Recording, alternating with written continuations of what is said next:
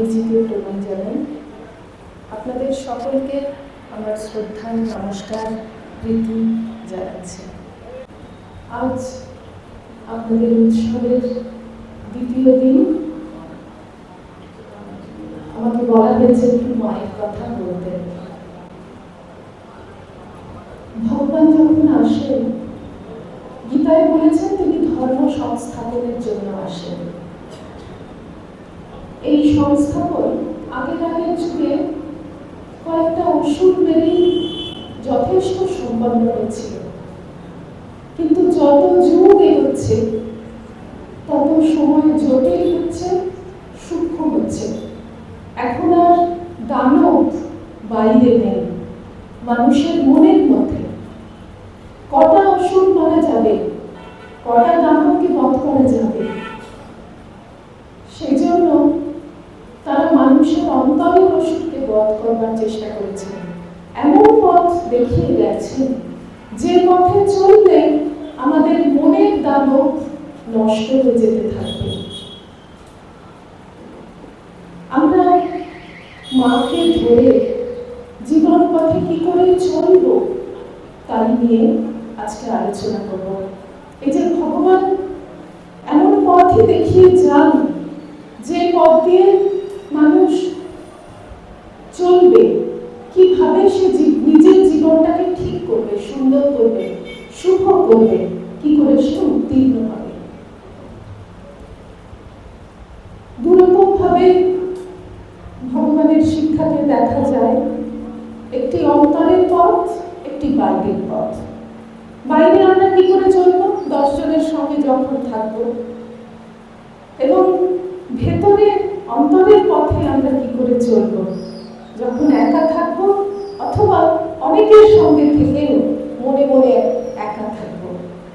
প্রথমে অন্তরের পথটি দেখি।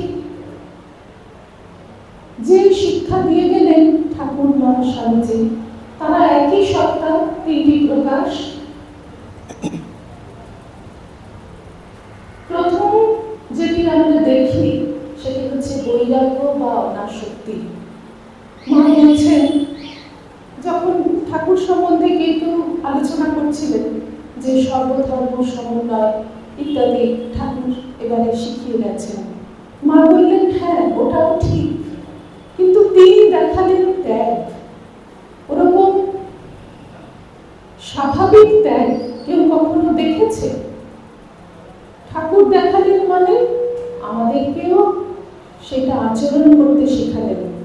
ত্যাগ মানে বাইরে ত্যাগ সব সময় নয়। কথামৃতে তিনি বলছেন, আমরা দেখছি শ্রী রামকৃষ্ণ ভাবাদর্শের একটা সুন্দর দিক হচ্ছে যে প্রকৃতির আনুকূল্যকে গ্রহণ করে নিজের জীবন পথকে কি বলবো, স্মুথ করা, মসৃণ করা।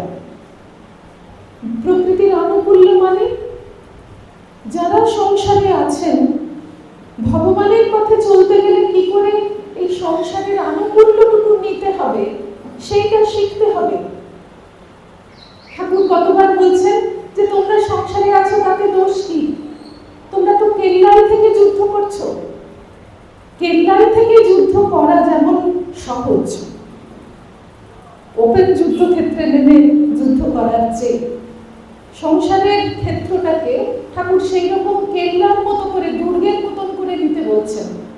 যখন দরকার হলো খাবার পাওয়া যাবে, অসুস্থ হলে ডাক্তারের কাছে যাওয়া যাবে, সেবা পাওয়া যাবে, যেদিকে যা কিছু দরকার সব সহজে পাওয়া যাবে,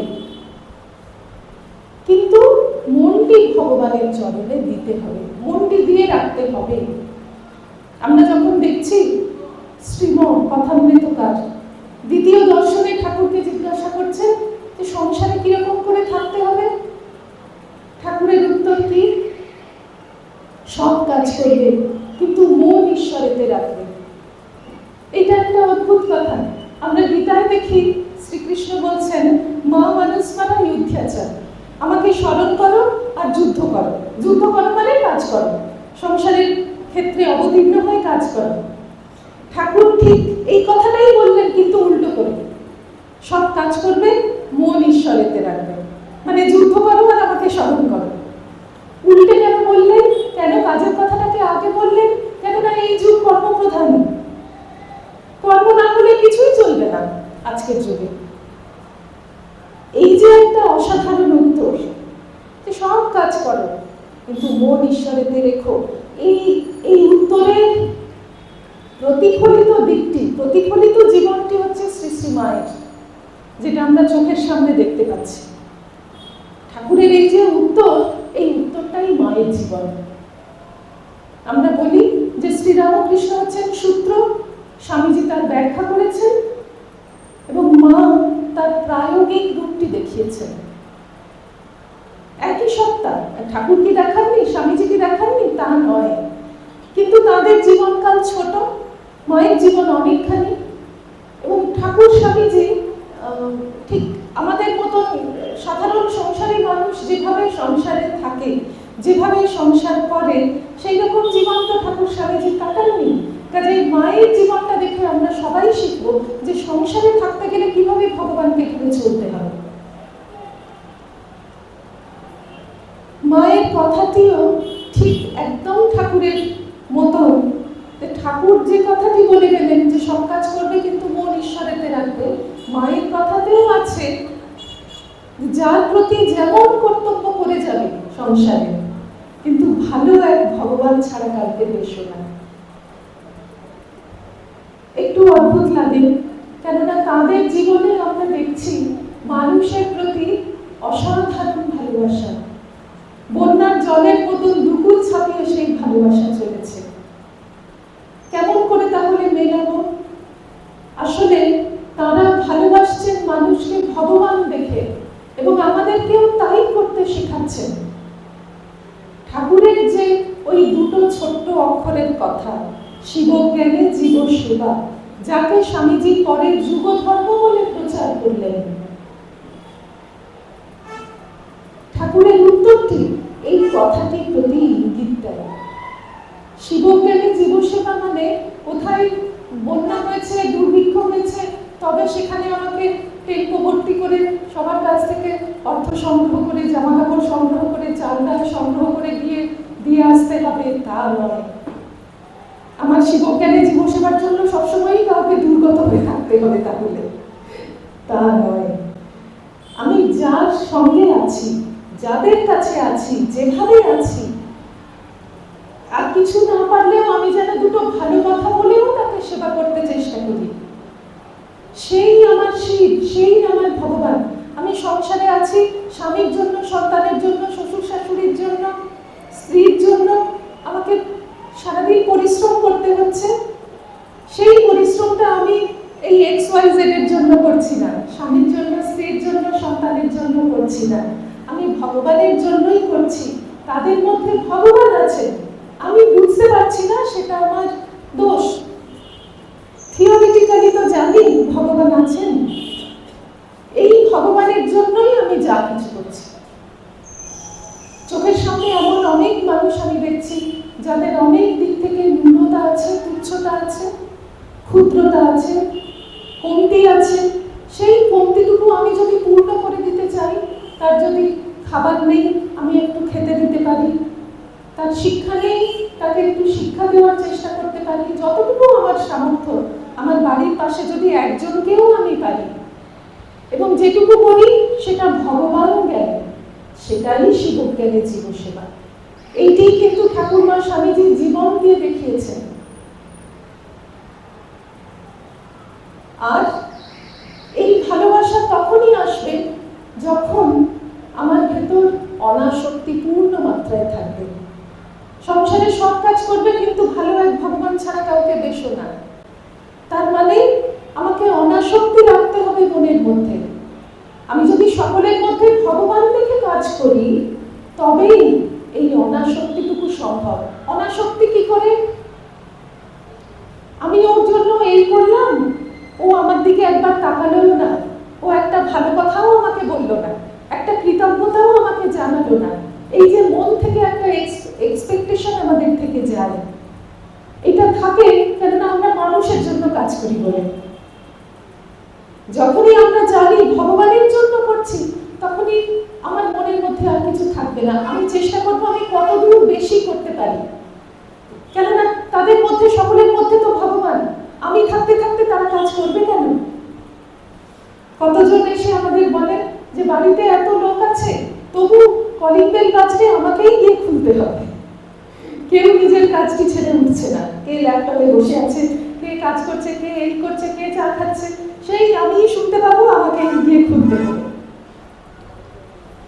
এইরকম মনের মধ্যে কোনো গজগজানি উঠবে না যদি আমি বুঝি যে আমি ভগবানের জন্য কাজ করছি। যে এসে তেল দিচ্ছে সেও ভগবান, আমি থাকতে থাকতে সে কেন অপেক্ষা করবে, সে কেন দাঁড়াবে? আর যারা খুলছে না তারাও ভগবান, আমি থাকতে থাকতে তারা কেন কাজ করবে? এই দৃষ্টিভঙ্গি যদি আপনার হয়ে যায় চেষ্টা করতে করতে, তাহলে তো আর কিছুই দরকার নেই। এইটি আমার শক্তি। সংসারে যার প্রতি যেমন কর্তব্য করে যাবে, মায়ের কথা, কিন্তু ভালো এক ভগবানকে ছাড়া কাউকে দেশো না। একই সঙ্গে যার প্রতি যেমন কর্তব্য করছি বটে, কিন্তু বৈরাগ্যটা পূর্ণ মাত্রায়। এটাও আরেকটা অদ্ভুত দিক। আমরা এতদিন শাস্ত্রে যা দেখছি, এই যেমন মনে করুন গীতায় আছে, যদি কেউ তপস্যা করে তাহলে সে বিবিক্তা সেবী লব্ধ্বাসি ইয়তবাক্কায় মানস, সে কায় মনোবাক্যে সংযত, সে একটা অধিক কথা ব্যয় করে না, বিবিক্ত সেবী, নির্জনে থাকে, কারোর সঙ্গে তার কোনো লেনা দেনা নেই, লব্ধ্বাসি, কম খায়। এই হচ্ছে তপস্বীর চিত্র, বৈরাগ্যবান যে। কিন্তু ঠাকুর মা স্বামীজির কি দর্শন দেখুন, যে বৈরাগ্য হলেও সংসারে সব কাজ করবে, কিন্তু মন ঈশ্বরেতে রাখবে। এই যে ঠাকুর বলছেন, তুমি যাদের জন্য বৈরাগ্য করছো তারা আসলে, যাদের জন্য না, মানে যাদের প্রতি বৈরাগ্য করতে আমি চেষ্টা করছি, বৈরাগ্য রাখতে, তারা আসলে ভগবান। আমি বৈরাগ্য করলেও তাদের ওই ভগবৎ স্বরূপের হানি হয় না, কাজেই সেই ভগবানের মর্যাদাটুকু তাদের দিতে হবে। এই জন্যই মায়ের কথা যে সংসারে যার প্রতি যেমন কর্তব্য করে যাবে। ঠাকুর বলছেন যে সংসারে সব কাজ করবে, কিন্তু মন ঈশ্বরেতে রাখবে। এই হচ্ছে তাদের শিক্ষা। মানে বৈরাগ্যের বুকের মধ্যে এমন একটা মাধুর্য এরা পুরে দিলেন যে এতদিনকার হাজার হাজার বছরের ভারতবর্ষের যে বৈরাগ্যের ধারা চলে এসেছিল, সেটা থেকে একটা নতুন নির্মাণ হলো। এইটা রামকৃষ্ণ ভাবাদর্শের একটা আশ্চর্য দিক। আবার একেবারে শাস্ত্রে ছিল না তা বলা যায় না, কেননা ভাগবতে এরকম একটি শ্লোক রয়েছে যেখানে কপিল মুনি তার মা দেবহূতিকে বলছেন, অথমং সর্বভূতেষু ভূতাত্মানাং কৃতালয়ং অর্হয়েৎ দানমানাভ্যাং মৈত্রেয়া ভিন্নেন চক্ষুষা। ভগবান বলছেন, সর্বভূতের মধ্যে আমাকে জানবে, কৃতালয়ং, সর্বভূতের মধ্যে আমি বাসা করে আছি, সেই আমাকে তুমি জেনো পরম পুরুষ বলে। সেই জন্য সমস্ত প্রাণীকে তুমি অর্হয়েৎ, পূজা করবে। এই যে স্বামীজি বলছেন, সেবা বললেও আমার ভাবটা ঠিক ঠিক বোঝানো যায় না, পূজা বললেই আমার ভাবটা ঠিক ঠিক বোঝানো যায়। কার খাবার নেই খেতে দিচ্ছি, কার জামা কাপড় নেই দেখে আমি জামা কাপড় দিতে যাচ্ছি, কার শিক্ষা নেই দেখে আমি তাকে পড়াতে যাচ্ছি, আমি তার চেয়ে বড় নই, সে গ্রহণ করছে বলে আমি ধন্য হচ্ছি। এই হচ্ছে শ্রীরামকৃষ্ণ ভাবাদর্শ, ঠাকুরমা স্বামীজির ভাব। এই জন্য স্বামীজি বলছেন যে আমার ভাবটিকে পূজা বললে ঠিক ঠিক বোঝানো যাবে। অর্হয়েৎ, ভাগবতে কিন্তু ঠিক এই শব্দ ব্যবহার করা হয়েছে। অর্হা মানে পূজা, অর্হয়েৎ দানমানাভ্যাং, দান দেবে, তুমি খেতে দেবে, বস্ত্র দেবে, শিক্ষা দেবে, যদি পারো একটা বাড়ি তৈরি করে দাও, যা দেবে দাও, যা দিতে পারো, এবং মান দাও, তাকে মর্যাদা দাও। কেন দিচ্ছ? তুমি ভগবান, তার মধ্যে আমি আছি। ভূতাত্মানাং কৃতালয়ং, তার অন্তরে আমি আলয় করে বসবাস করছি। সেই জন্য তাকে মর্যাদা দাও, তাকে ভগবান বলে তাকে দান করো, তাকে মান দাও। মৈত্রীর দ্বারা, ভালোবেসে, অভিন্নেন চক্ষুষা, তুমি আর সে এক। কেননা আমি যেহেতু সর্বভূতেষু কৃতালয়, আমি তোমার মধ্যেও আছি, আর তুমি যাকে পূজা করছো, যাকে দান মান দিচ্ছ, তার মধ্যেও আমি আছি। সে আর তুমি এক। এই জন্য স্বামীজির বক্তৃতাগুলিতে দেখবেন স্বামীজি বলছেন যে এই যে প্রেম, এটাকে চরম অবস্থায় একমাত্র অদ্বৈত জ্ঞান ছাড়া আর কোনোভাবে ব্যাখ্যা করা যায় না। আমি আর তুমি এক। সেই পার্শ্বে একটা বয়েত উদ্ধৃত করছেন স্বামীজি, যেখানে প্রেমিক এসেছে, প্রেমাস্পদের কাছে দরজায় টোকা দিচ্ছে, ভেতর থেকে প্রশ্ন হচ্ছে তুমি কে? না আমি অমুক। দরজা খুলছে না। এরকম বেশ কয়েকবার হলো। তারপরে শেষ পর্যন্ত যে টোকা দিচ্ছে সে বলল আমি তুমি, তুমি আমি। তখন দরজা খুলে গেল। কোনো ভেদ নেই, আমি আর তুমিতে ভেদ নেই। এইটা হচ্ছে চরম অনুভূতি। মায়ের কথা সাধন করতে করতে দেখবে তোমার মাঝে যিনি, আমার মাঝেও তিনি, দুলে বাগদি ডোমের মাঝেও তিনি। এই অদ্বৈত জ্ঞান, এইটাই কিন্তু চরম লক্ষ্য। সেই লক্ষ্যের পথে চলতে গেলে আমি যে সব ছেড়ে দিয়ে হিমালয়ের গুহায় গিয়ে বসে থাকবো, তা হবে না। সংসারে সব কাজ করবে, কিন্তু মন ঈশ্বরেতে রাখবে। কথামৃতের শিক্ষা কি? ওই ভগবানকে জীবনের মধ্যে নিয়ে এসো। আনন্দ, ঠাকুর যে মুহুর্মুহু সমাধিস্থ হচ্ছেন, তার ফুটি ফাটা হাসি দেখে সবাই মুগ্ধ হয়ে যাচ্ছে, যে এত আনন্দ মানুষটার মুখে, এত আনন্দে থাকা যায় ভগবানকে ডেকে। তিনি শুধু নিজে একা আনন্দে থাকবেন বলে কি তাহলে কোনো দরকার ছিল না দেহ ধারণ করে এত কষ্ট করবার? এই আনন্দ কি করে আমাদের জীবনে নিয়ে আসা যায়, এই আনন্দময় কি করে প্রত্যেক গৃহস্থ হতে পারে, সেটাই কিন্তু তাদের লক্ষ্য, সেটাই তাদের শিক্ষা। এই জন্য প্রথম হচ্ছে বৈরাগ্য তথা অনাসক্তি। দ্বিতীয়, আমরা মাকে ধরে চললে দেখব এই অনাসক্তির সঙ্গে সঙ্গেই চলে আসছে কাজ। এই যে বললাম, ঠাকুর বলছেন যেহেতু যুগ কর্ম প্রধান, ওই মা মানুষ মানে যুদ্ধাচারকে উল্টে বললেন, সংসারে সব কাজ করো কিন্তু মন ভগবানে রাখো। তাহলে কাজটা তো করতেই হবে, কাজ ছাড়া আপনি থাকতে পারবেন না আজকের যুগে। মা বলছেন কাজই লক্ষ্মী, কাজে মন ভালো থাকে। মায়ের সমস্ত জীবনটা আমরা দেখছি কাজেরই প্রতিফলন। রাত 3টে থেকে উঠে মা জব করে যাচ্ছেন, কত সন্তানরা তার কাছে এসেছে, সবাই দীক্ষা নিয়েছে, মাঝরাত পর্যন্ত জব করছে। কেননা কত আগ্রহ করে তারা দীক্ষা নিয়েছে, কিন্তু কেউ কেউ কিছুই করে না। মা বলছেন তাদের জন্য মা কাজ করে যাচ্ছেন। তার কাছে যে যারা আসছে তাদেরকে রান্না করে খাওয়ানো, তাদের দীক্ষা দেওয়া, প্রসাদ দেওয়া, ঠাকুরের পুজো করা, ভাড়া বের করে দেওয়া, কত রকমের কাজ। সমস্ত দিনের মধ্যে মাকে যারা স্মৃতিকথা লিখছেন, কেউ কখনো একটুও সময় খালি বসে থাকতে দেখছেন না। সবসময় মা কিছু না কিছু করছেন। এই কর্মময়তা, এটিও মা আমাদের শিখিয়ে গেলেন। এই কর্মময়তার সঙ্গে জুড়ে জুড়ে রয়েছে, প্রত্যেক পদক্ষেপে মিশে রয়েছে যাদের জন্য কাজ করছি তাদেরকে ভগবান বলে দেখতে বুঝতে চেষ্টা করা। তবেই কর্ম সার্থক। কর্ম একা নয়, এই যে জ্ঞান ভক্তি কর্ম তিনটেই এরা দেখিয়ে গেলেন। স্বামীজির গানে রয়েছে কর্ম ভক্তি জ্ঞান ত্রিশূল ও ধারণ। এই ত্রিশূল একটাই অস্ত্র, তার 3টে মুখ। আমি কর্ম করছি কেন? কেননা যাদের জন্য কর্ম করছি তারা ভগবান, তাদেরকে আমি সেবা করছি। আমি তাদের জন্য রান্না করে দিচ্ছি, তাদের জন্য অফিসে কাজ করছি, তাদের জন্য সবকিছু করছি, বাজার করছি।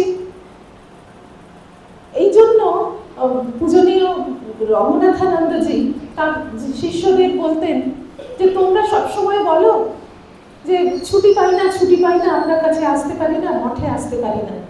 তোমরা কার জন্য কাজ করছো? তোমরা দেশের জন্য কাজ করছো। তোমাদের যে কাজ তাতে কোনো না কোনো মানুষ উপকৃত হচ্ছে, অফিসেই কাজ করছো, সেই কাজে কারোর না কারোর তো কোনো সুবিধা হচ্ছে। তাহলে যাদের জন্য করছো তারা তো প্রত্যেকে ভগবান। দেশের উন্নতি হচ্ছে, দেশ তো স্বয়ং জগৎজননী।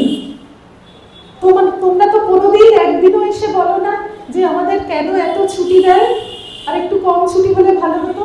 কেন তোমরা তাড়াতাড়ি অফিসে কোনো মতে কাজ সেরে চলে আসবার জন্য ব্যস্ত হয়ে থাকো? তোমরা কেন আরো ভালো করে কাজ করতে পারছি না বলে আক্ষেপ করো না? এই দৃষ্টিভঙ্গি বদলে যাবে যদি আমরা ভগবত বোধে কাজ করতে পারি। আনন্দময় হয়ে যাবে জীবন। আমি যা করছি আমি ঠাকুরের জন্য করছি, মায়ের জন্য করছি। আমি যাকে ভালোবাসি, আপনি আপনার ইষ্ট যিনি, গোপাল হন, কালী হন, শিব হন, সকলের মধ্যে তিনি আছেন, দেশের মানুষের মধ্যে তিনিই আছেন। আমি সেবার মাধ্যমে তাঁরই পূজা করছি। এই ভাব ঠাকুর বা স্বামীজির কিন্তু এইটি ভাবাদর্শ। তাহলে প্রথম হলো বৈরাগ্য তথা অনাসক্তি, একই সঙ্গে সঙ্গে প্রচন্ড কাজ। কেননা যাদের ওপর আমি বৈরাগ্য করছি তারা কিন্তু ভগবানেরই এক একটি রূপ। সেই কাজের সঙ্গে কি হবে? ভালোবাসা থাকবে, কারণ তারা ভগবানের একটা রূপ। শুনতে আশ্চর্য লাগে যে বৈরাগ্য আর ভালোবাসা একসঙ্গে, কিন্তু এটাই তারা দেখিয়েছে। তাদের কাছে যে কেউ আসছে কি প্রচন্ড ভালোবাসা পেয়েছে। মায়ের যে এত স্মৃতিকথা বেরিয়ে গেছে আমরা দেখলেই বুঝতে পারি। ঠাকুরের কাছেও কিছু কম নয়। ঠাকুরের গলায় এত কষ্ট, যেখানে তিনি দর্শন করছেন শ্যামপুকুর বাটিতে, যে ঘাড়ের কাছে এত বড় বড় ঘা, কিসের জন্য এত ঘা হলো? অবাক হয়ে গেছে যে এই শরীরে তো কোনোদিন একটা বাজে কাজ হয়নি। তখন জগদম্বা তাকে দেখিয়ে দিলেন যে যত বাজে লোক এসে তোমাকে প্রণাম করে তাদের পাপ তাপ তুমি টেনে নাও, আর সেই জন্য ওইটা নিয়ে তোমার শরীরে এইরকম হয়েছে। তো সেটা কিন্তু যখন ঠাকুর তার সন্তানদের বলছেন যে মা আমাকে এরকম দেখালেন, তখন তিনি কি খুশি যে মানুষের পাপ তাপ নিয়ে এই শরীরটা ভুগছে। মানে নিজেকে আমি বলতে পারতেন না, এই শরীরটা ভুগছে, তার জন্য তিনি খুশি যে জগতের সকলের হয়ে আমি ভোগ করছি। পরে স্বামীজি একবার সদল বলে মাকে প্রণাম করতে গিয়েছিলেন। ঠাকুরের তখন শরীর অনেকদিন চলে গেছে। শ্রী শ্রী মাকে প্রণাম করতে গিয়ে স্বামীজি সবাইকে বলছেন যে মাকে সাষ্টাঙ্গ প্রণাম করো, কিন্তু তার চরণ স্পর্শ করো না। তিনি এত করুণাময়ী যে স্পর্শ মাত্র তিনি প্রত্যেকের পাপ তাপ টেনে দেন, তার জন্য তাকে নিজেকে ভুগতে হয়। এই যে মায়ের নিজেরও কথা আছে যে আমরা যদি পাপ তাপ না নেব, হজম না করবো, তবে করবে কে? আমরা তো সেই জন্যই এসেছি। এইটা তো কি বলবো, মানে সূক্ষ্ম যে প্রেম ভগবানের, তার বাইরে ব্যবহারিক জীবনে আমরা যে ভালোবাসা দেখছি সেটা অসাধারণ। যোগীন মা দিদিমা একবার ঠাকুরের কাছে এসেছেন, তখনকার দিনের বিধবা, তার অনেক নিয়ম, তার আগের দিন একাদশী গেছে, তারপরের দিন একটা কি গেছে, মোটমাট 3 দিন মতন তার প্রায় কিছুই খাওয়া হয়নি, একেবারে নির্জলা উপবাস। সেই দিন দক্ষিণেশ্বরে এসেছেন, যেহেতু সেটা দেবস্থান, শিবকে জল দেবেন, সেই জন্য সেদিনও সকাল থেকে কিছু খাননি। এবং ঠাকুরের কাছে যখন তিনি পৌঁছাচ্ছেন, প্রায় মরে যাচ্ছেন, ঠাকুর সঙ্গে সঙ্গে নিজের ঘরের তাকে মিছরি ছিল আর ওই গঙ্গা জলের জ্বালা থাকতো, সেখান থেকে শরবত করে তাকে খাওয়াচ্ছেন। আরো কত খুঁটিনাটি এই ঠাকুরের কাছে বৈকুণ্ঠনাথ সান্যাল এরা যখন যেতেন, তারা পরে লিখেছেন যে আমরা গেলেই পরমহংসদেব শিকে হাত রাখতেন। এই শিকেতে কি আছে, কি ফল মিষ্টি আছে, কি প্রসাদ আছে, ওদেরকে দেব।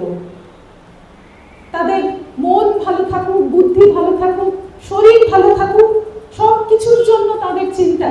ঠাকুর মা, স্বামীজি, তাদের পার্শ্বদ মহারাজরা, এবং তারপর আমরা যত আমাদের বড় সন্ন্যাসীদের দেখি, সকলের মনটা প্রত্যেকের জন্য এত সূক্ষ্ম, এত ভালোবাসায় পূর্ণ হয়ে যায়, আমরা অবাক হয়ে যাই দেখে। আমাদের একজন মাতাজি ছিলেন, এখন শরীর চলে গেছে, বহু বছর পুজো করেছিলেন। আমরা যখন প্রথম মঠে এসেছি তখন তাকে দেখি যে তিনি মন্দিরে বসে থাকতেন, মানে খুব বয়স হয়ে গেছে, নিজের থেকে তেমন যাতায়াত করতে পারেন না, কিন্তু সারাদিন তিনি চেয়ার নিয়ে মন্দিরের পেছনে বসে থাকতেন যতক্ষণ মন্দির খোলা থাকতো। তো আমাদের সঙ্গে আমরা ট্রেনিং পিরিয়ডে আছি, তো আরো অন্যান্য ব্রহ্মচারীরা সবাই একদিন তাকে ধরেছি। তো একজন বলছে যে মাতাজি, আপনার মাকে একটু বলুন না, আমাদের জপ ধ্যান করতে গেলে অনেক সময় ঘুম আসে। তখন তিনি বলছেন যে আচ্ছা মাকে তাহলে কি বলবো, তোমাদেরকে কোলে নিয়ে বসতে বলবো? আমরা প্রথমে বুঝতে পারলাম না কি বলতে চাইছেন। পরে তিনি বুঝিয়ে বললেন যে ছোট্ট সন্তান, ছোট্ট শিশু যদি মায়ের কোলে থাকে, পাশে থাকে, ঘুমিয়ে পড়ে যায়, মা তাকে কোলে নিয়ে বসে। তোমরা যদি ঘুম পায়, তাহলে তো মায়ের উচিত তোমাদেরকে কোলে নিয়ে বসা। দৃষ্টিভঙ্গিটা দেখুন কত বদলে গেছে। অন্য কেউ হলে কি বলতেন যে তোমাদের ঠাকুরের উপর ভালোবাসা নেই, সেই জন্য জপ ধ্যান করতে গেলে ঘুম আসে। এই ধরনেরই তো কথা সবসময় আমরা বলে থাকি, শুনে থাকি, কিন্তু তার ওই দৃষ্টিভঙ্গি। আরেকটি ঘটনা মনে পড়ছে, আমাদের তারও শরীর চলে গেছে জেনারেল সেক্রেটারি মাতাজি। আমরা পালা করে তার কয়েকদিন, ওই দু মাস করে ছোট ব্রহ্মচারিণীরা তার সেবার কাজ করতাম। তো ওই রকম একবার তার সেবার কাজ একজন করছে, সে কি একটা ভুল করে ফেলেছে। তো এই যে মাতাজির কথা বলছি, ইনি তাকে বললেন যে আমি তোমাকে বকতে পারতাম, কিন্তু আমি বকবো না, কেননা তুমি মাতাজির, মানে যে মাতাজির সেবা করছে, সেই মাতাজির সেবা করছো, তো তোমার মনটা অন্যরকম হয়ে যাবে আমার কাছে বকুনি খেলে, তোমার মনটা ডিস্টার্ব হয়ে যাবে, তখন তুমি মন দিয়ে আর সেবা করতে পারবে না। আমি সেই জন্য তোমাকে কিছু বললাম না, এটা তুমি ঠিক করোনি। খুব ভালোবেসে বললেন। তো এই যে একটা সূক্ষ্ম অনুভূতি, আমরা যদি সারা জীবন মাকে ধরে চলতে চেষ্টা করি, বিচ্যুতি তো হবেই। আমরা তো মানুষ, আমরা একেবারে সূক্ষ্ম শুদ্ধ বিশুদ্ধ সত্যগুণী হয়ে আকাশ থেকে পড়িনি। আমাদের পেছনে লক্ষ লক্ষ জন্মের একটা ব্যাকগ্রাউন্ড আছে, সেই কর্মফল, সেই সংস্কার আমাদের সঙ্গে বাঁধা রয়েছে। আমাদের পিঠে একটা ব্যাগের মতন সেটা আছে, সেটাই আমাদেরকে চালায়। কাজে সেই সংস্কার জয় করতে আমরা যদি চেষ্টা করি সচেতন হয়ে, অনেক বিচ্যুতি চলে আসবে। এই জন্য পূজনীয় অখণ্ডানন্দজি মহারাজ বলতেন যে রাত্রিরে শোয়ার আগে চিন্তা করতে যে আজকে আমরা কি করলাম সারাদিনে। কোনো গুরুজনের মিষ্টি কথার উত্তরে কঠোর কথা বলিনি তো, কাউকে কষ্ট দিয়ে কথা বলিনি তো, কাউকে খুব খারাপ একটা কাজ করে ফেলেছি তা নয় তো। যদি করে ফেলে থাকি, আবার পরের দিন চেষ্টা করতে হবে যেন আর না করি। প্রত্যেক মুহূর্তেই আমরা পড়তে থাকবো, কিন্তু উঠে পড়বো এবং চেষ্টা করব যেন আর না পড়ি। তাহলে অনাসক্তি, কাজ আর ভালোবাসা, ভগবানের প্রতি ভালোবাসা বাড়াতে চেষ্টা করতে হবে। তার উপায় আমাদের হাতেই আছে। আমরা ব্রহ্মগুরুর কাছ থেকে দীক্ষা লাভ করেছি। দীক্ষা মন্ত্র স্বয়ং অবতার পুরুষের দিয়ে যাওয়া, সেই শক্তি, ভগবানের আধান করা শক্তি তার মধ্যে আছে। আর মহাপুরুষের কাছ থেকে আমরা দীক্ষা পেয়েছি, কাজেই তার শক্তিও, গুরুর শক্তিও আমাদের সঙ্গে আছে। এত শক্তি আমরা পেয়েছি, সেটাকে যদি আমরা কালচার করতে থাকি, তাহলে নিশ্চয়ই আমরা কিছু না কিছু তো সফল হব। অনেক ত্রুটি বিচ্যুতি হয়ে যাবে, তারপরেও আমরা চেষ্টা করব। আমরা যে চেষ্টা করছি, সেটাও আমাদের মধ্যে একটা নতুন নতুন সংস্কার তৈরি করতে থাকবে। পূজনীয় ভূতেশানন্দজিকে একবার কেউ জিজ্ঞাসা করলো, ভগবানের প্রতি ভালোবাসা, ব্যাকুলতা কি করে হয়? তিনি উত্তর দিয়েছিলেন, চেষ্টা করতে করতে, অভ্যাস করতে করতে ব্যাকুলতা বাড়ে। আরো ব্যাখ্যা করে কিছু বলেছিলেন কিনা আমার মনে নেই, কিন্তু পরে আমি নিজের মতন একটা ব্যাখ্যা করেছি। এই অভ্যাসটা কিরকম হবে, প্রত্যেকটা কাজে আমরা চেষ্টা করতে পারি। আপনি রাস্তা দিয়ে যাচ্ছেন, হয়তো বাড়ি ফিরছেন কাজ করে, দোকানে গরম সিঙ্গারা খাচ্ছে, গরম জিলিপি খাচ্ছে, বা অন্য কোনো একটা ভালো জিনিস আপনি দেখলেন। কে প্রসাদ খাবে ভেবে নয়, ঠাকুর খেলে আমি প্রসাদ পাবো বা অমুককে দিয়ে দেবো, অমুক খেতে ভালোবাসে অতএব ঠাকুরের জন্য নিয়ে যাই। আমার ছেলেটি অমুক জিনিসটি খেতে ভালোবাসে, নিয়ে যাই, ঠাকুর খাবেন, তারপর ও খাবে। তা নয়, শুধুমাত্র ঠাকুরের জন্যই সচেতন ভাবে যদি ভাবি আর কারোর কথা না ভেবে, এইটা হচ্ছে চেষ্টা। প্রত্যেক পদক্ষেপে আমি জলটাও খাচ্ছি মনে মনে তাকে নিবেদন করেই তাঁর প্রসাদ খাচ্ছি। আমি যা করতে যাচ্ছি মনে মনে তাঁর অনুজ্ঞা নিয়ে তাকে বলে করতে যাচ্ছি।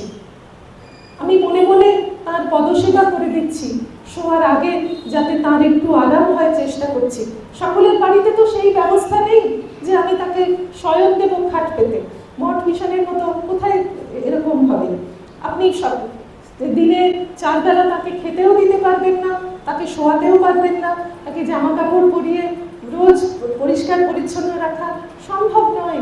কিন্তু আপনি মনে মনে করতে পারেন, যতটা করতে পারবেন ততটা মনই আমার ভগবানের কাছে গেল। অপর্ণানন্দজি মহারাজের একটা কথা আছে যে জপ করতে বসে কেউ জিজ্ঞাসা করছে যে অন্যদিকে মন চলে যাচ্ছে, তাতে মহারাজ বলছেন কেন, যেভাবে পারবি ঠাকুরের সঙ্গে থাকতে চেষ্টা করবি। ঠাকুরকে আরতি করছো অনেকক্ষণ ধরে, ঠাকুরকে পুষ্পাঞ্জলি দিচ্ছ, একের পর এক সাদা পদ্ম শেষ হয়ে গেল, তারপর গোলাপি পদ্ম, যত রকমের ভালো ভালো ফুল আছে তুমি মনে মনে সব সংগ্রহ করো, এক এক করে সব ঠাকুরের চরণে দাও। তারপরে আরতি করছো, আরতি আর শেষ হয় না, পঞ্চপ্রচার এক একটা জিনিস দিয়েই তুমি মনে মনে অনেকক্ষণ আরতি করো না, কে বারণ করেছে। অর্থাৎ কোনো না ঠিক এইগুলোই করতে হবে তা নয়, আপনার যা ভালো লাগে আপনি তাই করবেন। ঠাকুরকে কোনোদিন মনে মনে রান্না করে খাওয়ালেন, আপনি যা খাওয়াতে ভালোবাসেন তাই খাওয়াবেন, যা করাতে ভালোবাসেন তাই করবেন, মনে মনে সব করা যায়। তাহলে কি হবে, আমরা বাইরের কাজ ওই সংসারে যার প্রতি যেমন কর্তব্য করছি, কিন্তু মনটা যদি ঠাকুরের জন্য কাজ করে যেতে থাকে, তাহলে আমাদের বাইরের লোকের সঙ্গে বেশি সংযোগ রাখতে হয় না, সংযোগটা বিষয়ের হয় না, আমাদের বাইরের ইন্দ্রিয়গুলো বিষয়ের কাজ করে যাচ্ছে, কিন্তু আমাদের মনটা ঠাকুরের পাদপদ্মেই রইল, ঠাকুরের কথাই সে চিন্তা করতে থাকলো।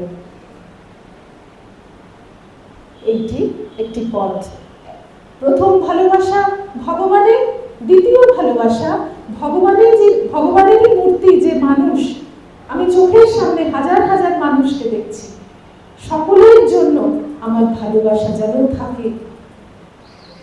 আমরা আমাদের বড় মহারাজদের, বড় মাতাজিদের দেখি কিভাবে নিজের এক ফোঁটা স্বার্থের কথা চিন্তা না করে তারা সমস্ত মানুষের জন্য, তারা তাকে চেনে কি চেনে না,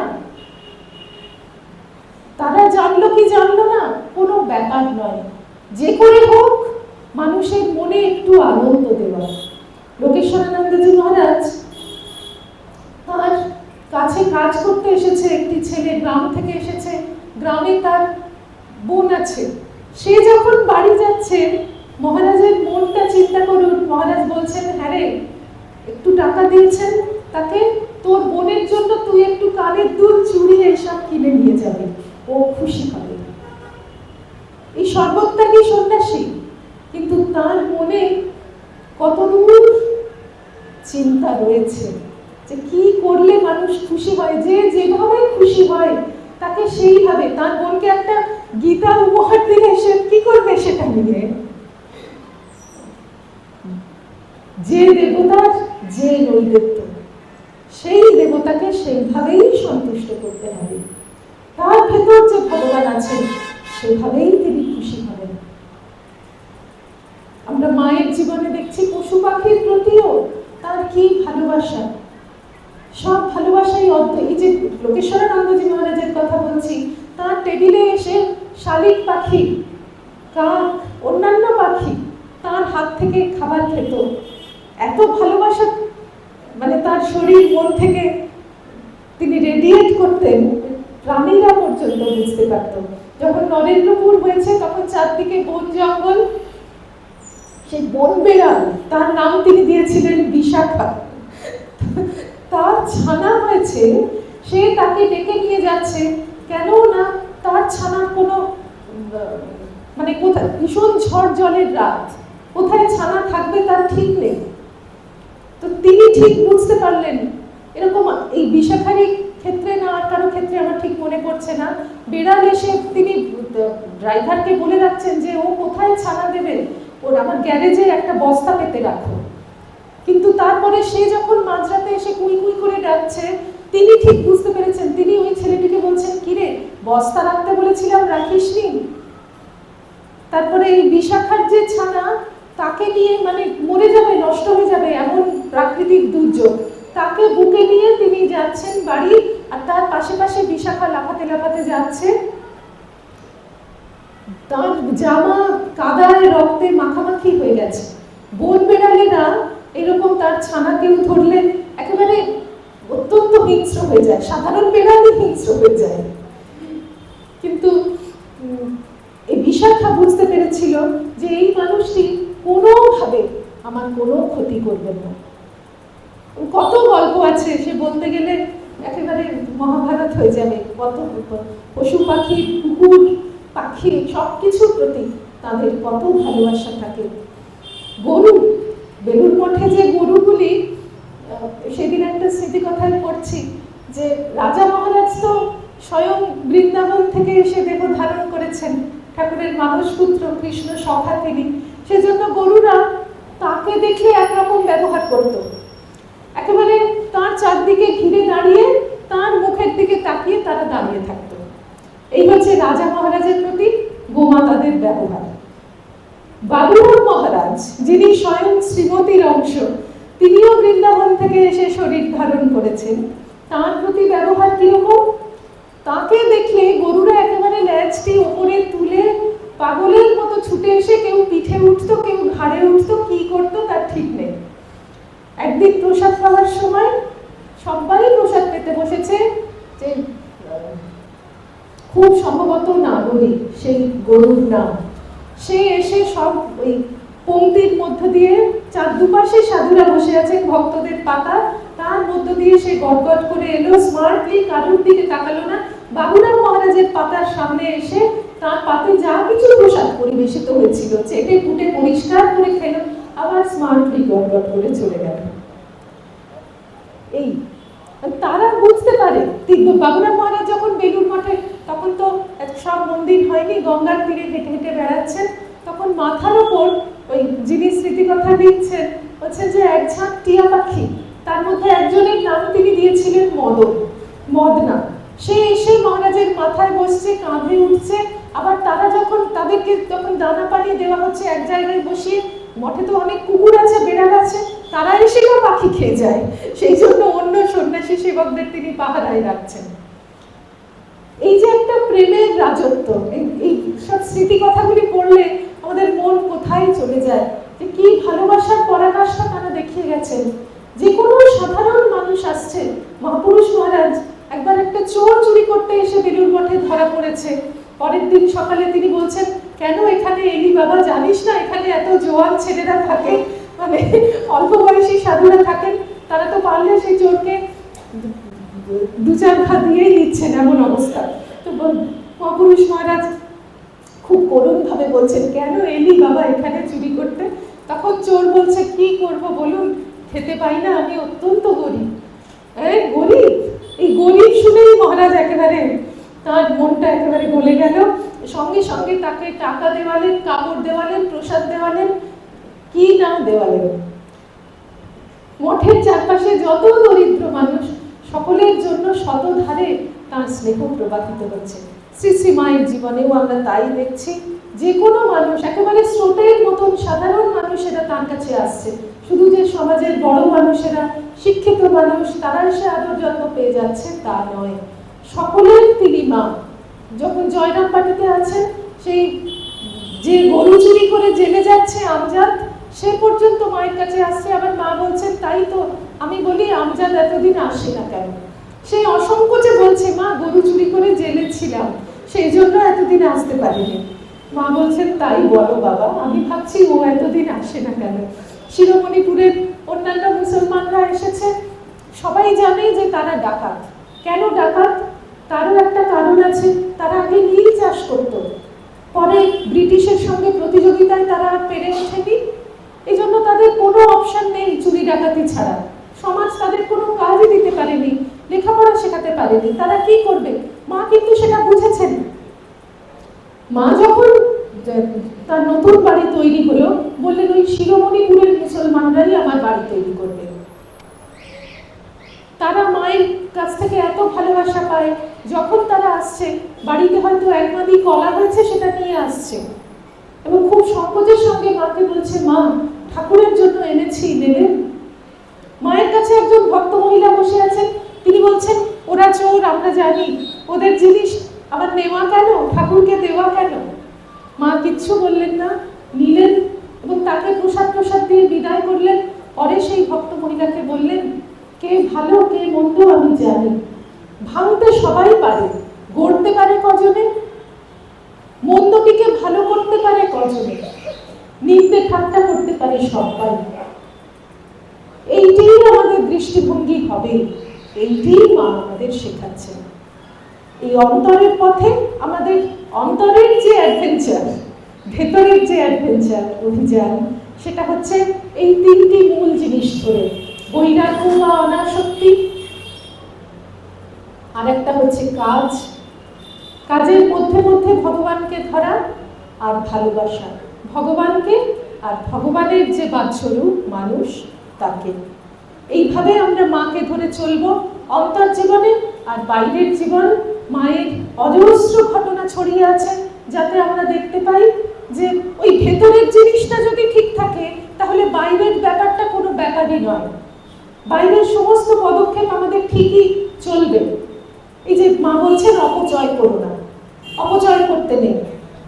মায়ের সেই বিখ্যাত বাণীটা কি?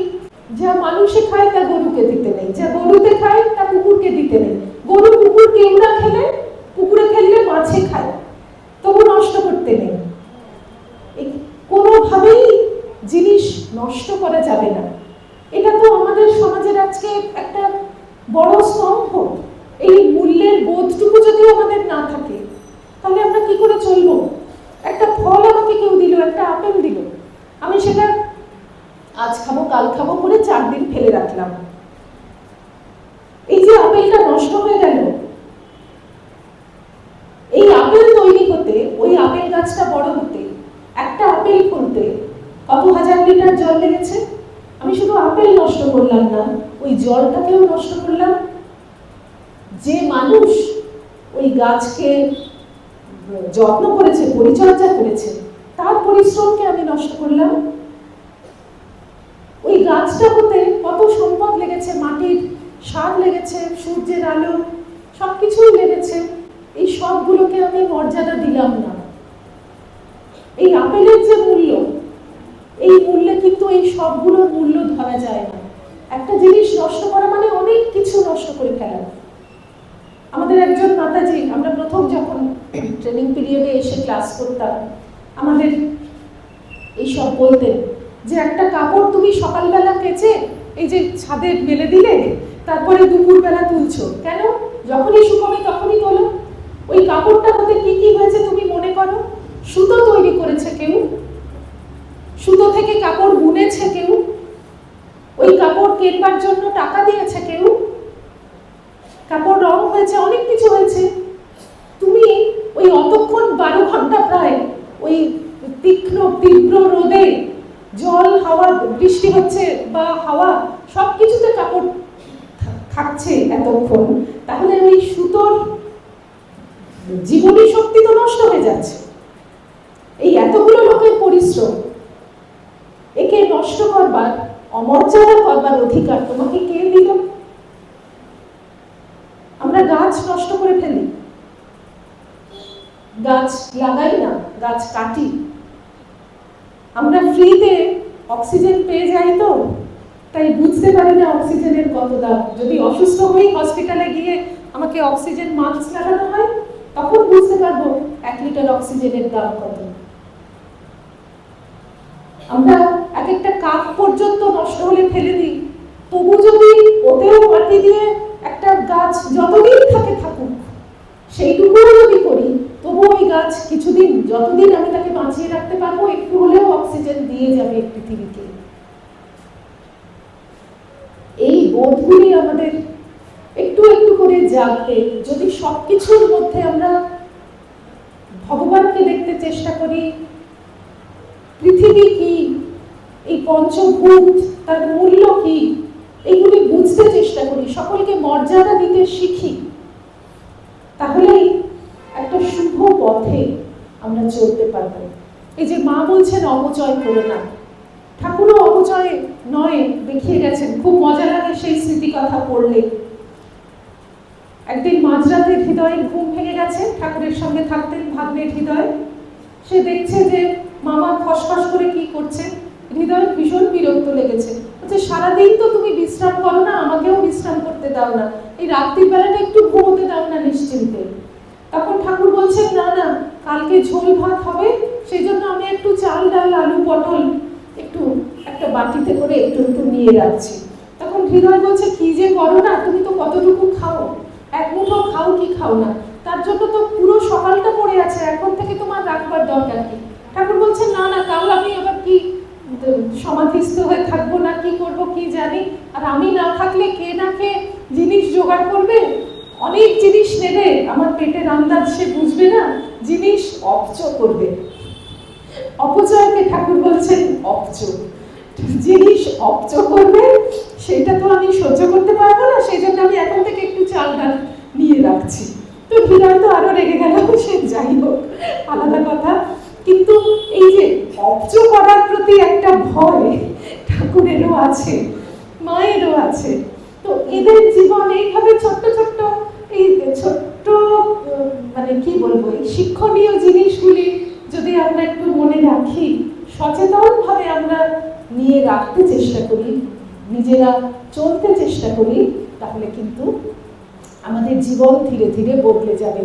মা কত কিছু শেখাচ্ছেন, উপস্থিত বুদ্ধি, বিচক্ষণতা, আর এই যে অন্যের মধ্যে আমরা যদি ভগবানকে দেখতে চেষ্টা করি। মা যে বলছেন কাউকে যদি বলতে হয় তোমার পাটি খোঁড়া হলো কি করে, তাহলে তাকে বলতে হবে তোমার পাটি অমন মোড়া হলো কি করে, কারণ মনে কষ্ট দিয়ে কথা বলতে নেই। এইটাকে কিন্তু সবাই খুব গুরুত্ব দিয়েছেন। ঠাকুর বলেছেন, স্বামীজি বলেছেন, রাজা মহারাজ বলেছেন, এই সামান্য জিনিসের জন্য যদি লোককে আমরা মানুষের মনে কষ্ট দিই, তাহলে সেটা একটা সাংঘাতিক। কেন সাংঘাতিক? কেননা তার মধ্যেও ভগবান আছেন। সে হয়তো কিছু বলতে পারবে না আমাকে, কিন্তু সে যে কষ্ট পেল, এটা কিন্তু আমার একটা খুব মানে খারাপ কর্মফল তৈরি করে দেবে। এইভাবে ছোট্ট ছোট্ট করে অনেক শিক্ষা, অজস্র শিক্ষা আমরা মায়ের জীবনী থেকে পাই। সন্তোষ, অদর্শদর্শিতা, এই যে মা একেবারে অন্তিম সময়ে এসে শেখালেন কারুর দোষ দেখো না, দোষ দেখবে নিজের। জগৎকে আপনার করে নিতে শেখো। কি করে আপনার করে নেব না, সকলেই তো ভগবান, আমিও ভগবান, কারোর সঙ্গে আমার কোনো তফাৎ নেই। এই বাইরের ম্যানিফেস্টেশনটা আলাদা হয়ে গেছে। এইটা অভ্যাস করতে করতে করতে করতে আমরা অন্যের দুঃখ বুঝতে পারবো, অন্যের প্রতি সহানুভূতিশীল হব। একজন আমাকে একটা কথা বলল, মা বলছেন না দুটো শব্দ বৈধ নয়, এইটা ভাবতে হবে। আমি যদি উল্টে আরো দুটো কথা শুনিয়ে দিই, তাহলে তার সঙ্গে আমার তফাৎ কিসে হলো? এইরকম ঠাকুর মা স্বামীজি পার্শ্বদ মহারাজদের জীবন খনির মতন, সেখানে রত্ন সব ছড়িয়ে রয়েছে। কত বই আজ বেরিয়ে গেছে, কত স্মৃতি কথা, এত কি বলবো শ্রুতি মধুর, পাঠ মধুর, পাঠ করলে মনে শান্তি হয়, মন যেন অন্য জগতে চলে যায়। আমরা যদি সেসব থেকে শিক্ষা নিই, তাহলে আমরা ভালো পথে চলতে পারবো। ভগবান আসেন আমাদেরই জন্য, অনুগ্রহায় ভূতানাং মানসীং তনুমাশ্রিতা। প্রাণীকে অনুগ্রহ করবার জন্য আসেন, মানুষের দেহ ধারণ করে আসেন। ভজতে তাদৃশী ক্রীড়া ইয়া শ্রুত্বা তৎপরো ভবেৎ। তেমন তেমন লীলা করে যান, যা শুনে শুনে মানে শুধু শুনেই নয়, মনে করে আমরা তৎপর হই, মানে ঈশ্বর পরায়ণ হই।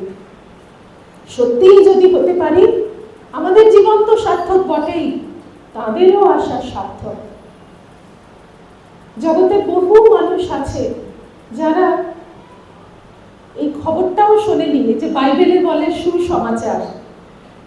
এই সুন্দর সমাচার শোনেনি যে ভগবান এসেছেন, ভগবান এত সুন্দর একটা জীবন দেখিয়ে দিয়ে গেছেন। প্রত্যেক পদক্ষেপে আমরা কেমন করে তাকে ধরে চলবো সেই পথ ভগবান দেখিয়ে দিয়ে গেছেন। শুধু নিজে তারা সমাধিস্থ হয়ে থেকেছেন, ভগবানকে নিয়ে বুঁদ হয়ে থেকেছেন তা নয়, আমাদের দৈনন্দিন জীবনে চলার পথ কেমন হবে সেটা তারা দেখিয়ে দিয়েছেন। আমরা যদি সচেতন হয়ে চলি, আন্তরিকভাবে প্রার্থনা করি, তাহলে আমাদের তারা আশীর্বাদ করবেন, কৃপা করবেন, আমাদের জীবনও সুন্দর হবে। পার্ষদ মহারাজরা বলতেন, হরি মহারাজ, যে স্বামীজি তো দর্শন দেওয়ার জন্য ব্যাকুল হয়ে আছেন, তোমাদের চারপাশেই তারা ঘুরছেন। শুধু দর্শন দেওয়ার জন্য নয়, আমরা যেন সুন্দর করে নিজের জীবনটা গঠন করি সেই জন্যই তারা ব্যাকুল হয়ে আছেন। আমরা যেন তাদের নিরাশ না করি। এত কষ্ট সহ্য করে তারা এসেছেন, এবং এটাও মহা কৃপা যে এত লোকের মধ্যে আমাদের তারা এইটুকু কৃপা করেছেন যে আমরা তাদের পতাকার তলে দাঁড়াতে পেরেছি, আমরা তাদের নাম শুনতে পেরেছি, নাম পেয়েছি, তাদের কথা জানতে পারছি, তাদের বই পড়তে পারছি। সুতরাং ওই একের দয়া বিনে জীব ছাড়ে খারে গেল, যে বৈষ্ণব আচার্যরা বলেন, একের দয়া মানে মনের দয়া। আমাদের উপর যদি আমাদের মনের দয়া হয়, তাহলেই আমরা ঠিক এই সমস্ত শিক্ষা নিয়ে জীবনের পথে চলতে পারব। এইটুকু কৃপা আমাদের উপর তারা বর্ষণ করুন।